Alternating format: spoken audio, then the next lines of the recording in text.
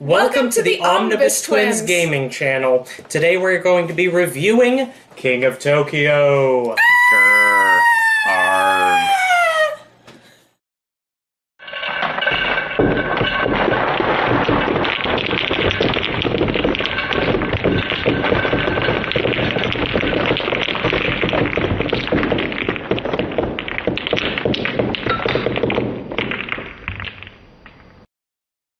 Alright, so welcome back to King of Tokyo's review. To start off, let's take a look at the storage they've provided for us. We have a very nice molded box that has room for all of your character cards, your characters, your dice all fit into one nice run together. All of the dice will fit here. The cubes all go into a little bag in this container here, and you will have room here for your counters and room here for your cards. Now, the only problem that I have with this particular storage option is that for any expansions, we are going to need to keep them in the expansion boxes, like the Halloween expansion that comes with extra orange dice. They will not be able to fit into this, nor will the extra character cards, because as you expand, you will fill this to the point where your box will no longer close. Outside of that, this is an excellent storage box, as long as you're keeping to just the main game. So, the way that this game is going to work from turn to turn is extremely simple. Two players will be facing off to take control of Tokyo City. Now, to start the game, both players will roll all of the black and green dice. Now, the player that ends that roll with the most of your claw tokens will gain first turn. Sarah, would you like to roll real quick? All right. So Sarah has gained 2 claw tokens here, and will take control of the turn first. Start with your roll. Oh, yeah. Now, Sarah can select out of these to save these dice for energy. She can try to get a triplet of these to gain 3 of these victory points. It'll take 20 to win the game. Or she can save these claws to do damage to other players when she's in Tokyo, or when someone else is in Tokyo. Right now, all these claws will do for her is put her into Tokyo. If she enters Tokyo, she will again gain 1 victory point, and for every consecutive turn that she stays in Tokyo, she will gain 2 victory points. Now, to help you keep track of this, here on the board, it says entering Tokyo will gain you 1 victory point, and staying in Tokyo will gain you 2 victory points. However, when you are in Tokyo, you are not allowed to use dice to heal.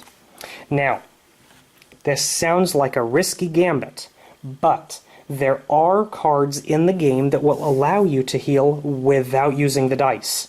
Those are going to be the way that you need to keep control of Tokyo. So Sarah will now choose which dice she wants to keep. Okay.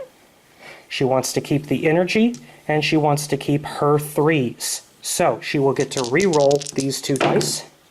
She will select from these 2 dice which she wants to keep, and then re-roll 1 more time.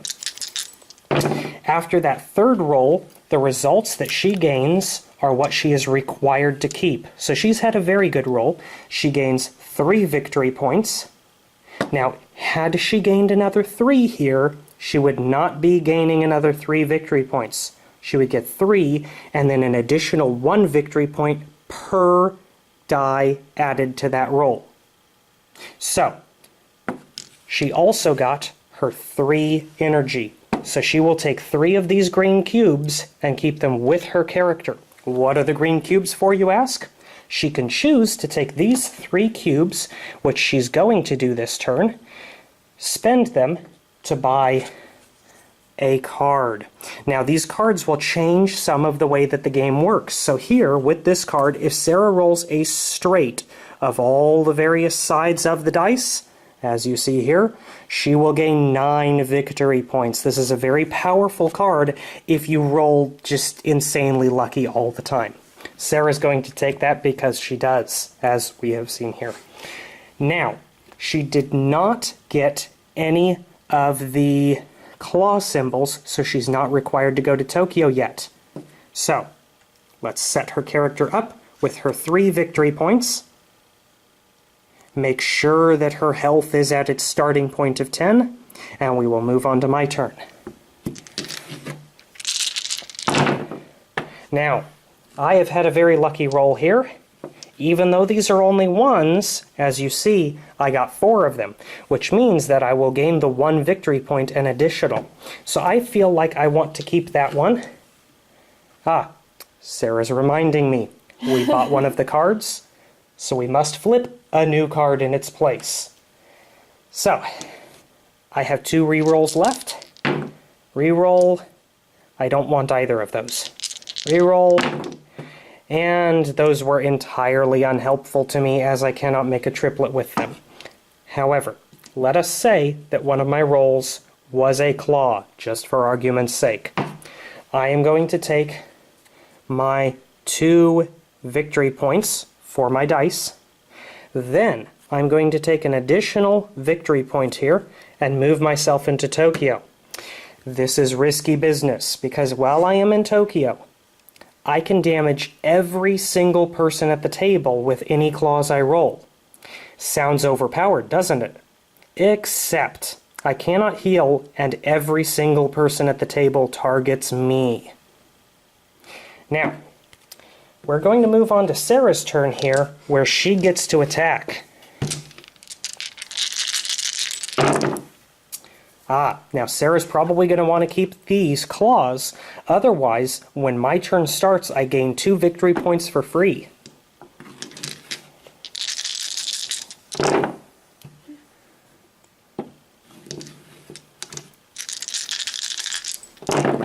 Alright, and Sarah has finished out her turn. 2 useless dice, because she's full on health, she doesn't need it. 2 dice to gain her the little jelly beans. And 2 dice to damage me.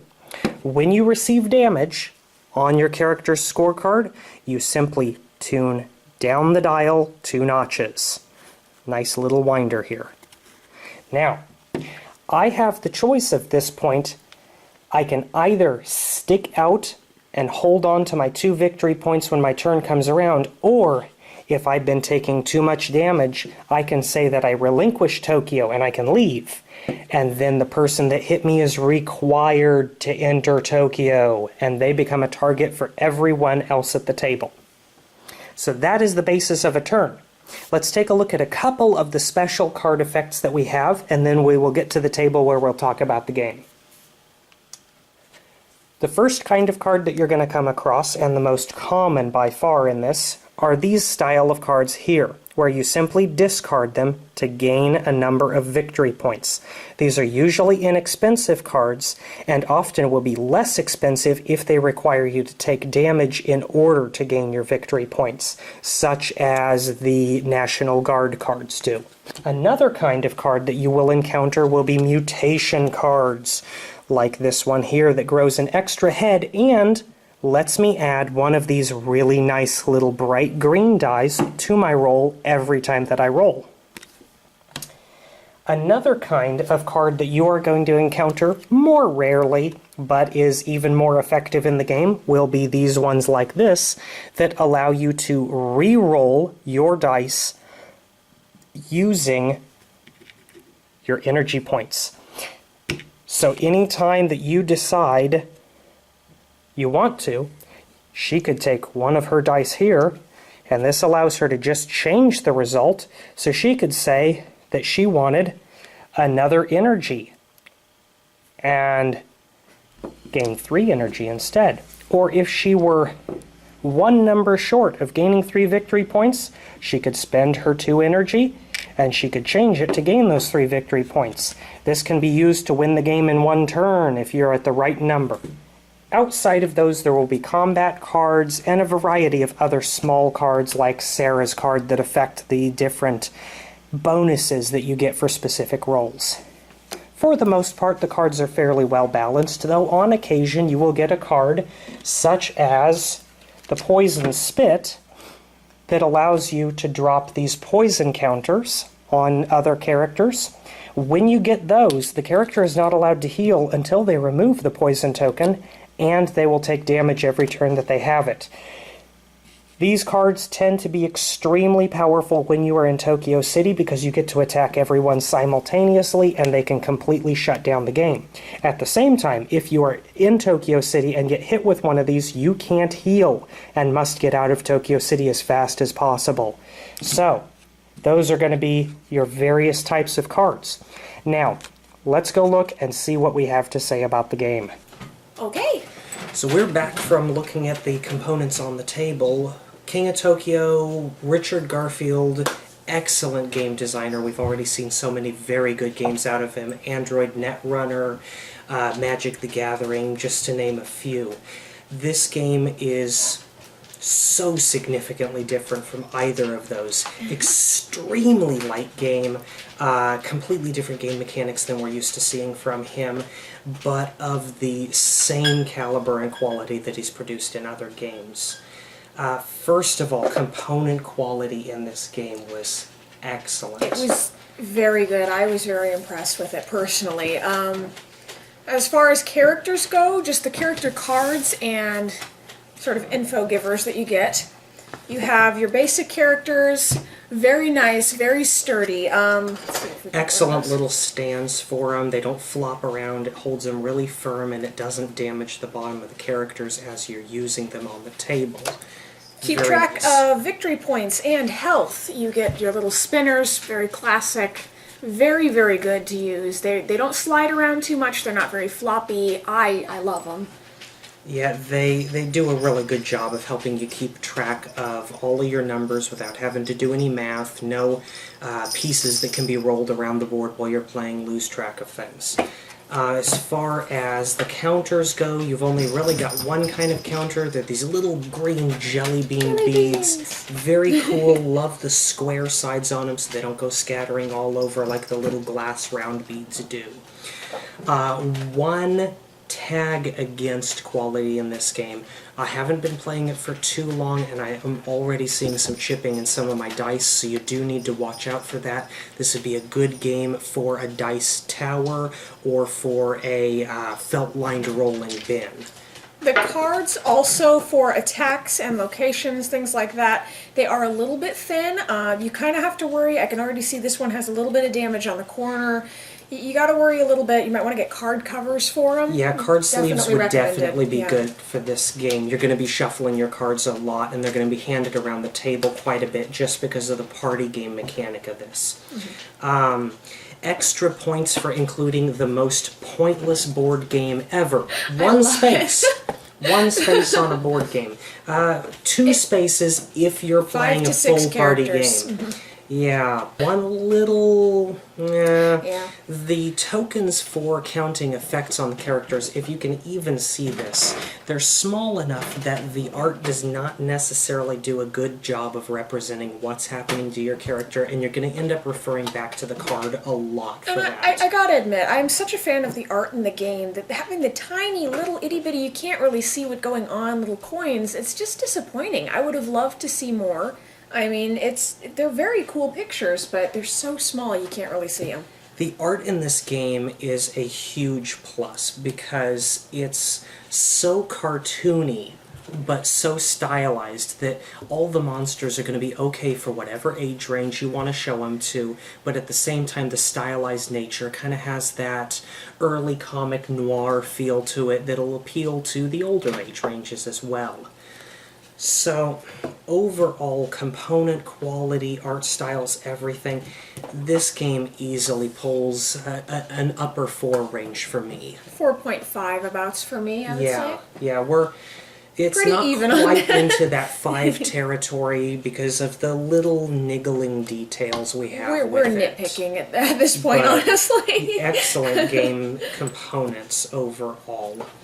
As far as ease of play, replay value, first things first, you guys have to take a look at the rules. you have really a page and a half of rules. This is one of the easiest games I have ever taught to anyone. It takes about 5 minutes to teach it to any age range. I just jumped into the first game and learned as I went. It was very simple. You just follow what the card says and you play the game that way. It's pretty simple. It's really... it's one of those Yahtzee mechanics. You just pick it up. It really is. Yeah. With the die roll mechanic, the only real issue you're going to have on the table is bumping dice. Over-enthusiastic rollers. Over-enthusiastic rollers, yeah. Yeah, but I mean, as far as ease of play, you have one space on your board. You have dice that you're rolling each turn, and the cards, everything that the cards do is printed on the card. It's very difficult to lose track of whose turn it is with the moving characters and with the dice passing hand to hand. There's only one set of dice, so that kind of helps keep a turn counter going around the table. Which makes it a very fast game, too. It It's not really one of those does. ones that stretches on. You always feel like something's happening. You're looking kind of the 20 to 40 minute range of gameplay in this one, unless everybody is shooting for a points win, and then you're going to be looking at closer to the hour range. If people are just shooting to slaughter each other at the table, you're looking closer to a 15 to 20 minute game. Very, very quick game, easy to play.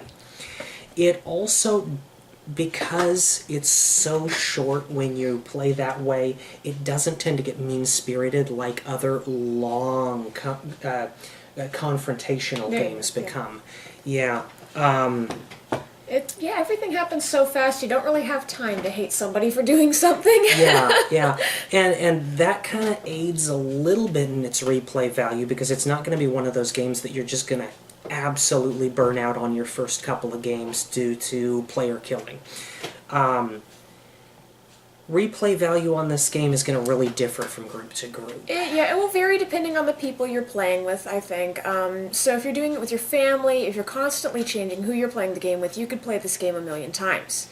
If you're playing with some more hardcore gamers, I guess, yeah. It's going to get old pretty fast. You're going to see patterns in what other people are doing, and you're going to learn to fight them, and it's going to get really competitive very quickly. if you are playing this game as a filler game between things like turns of Res Evil, where you spend an hour setting up the cards, this is an excellent game that kind of helps cut down on time. I would suggest this absolutely for games that have a lot of game master setup, games like the Arkham Horror series, particularly Mansions of Madness, where you have one man doing tons of setup. Yeah, for that purpose, this is going to be an excellent game even for hardcore gamers. It really does shine in mixed age groups, though, with, you know, how simple it is to learn and how fast it goes around. I think you could play this with just about anybody, so... Yeah.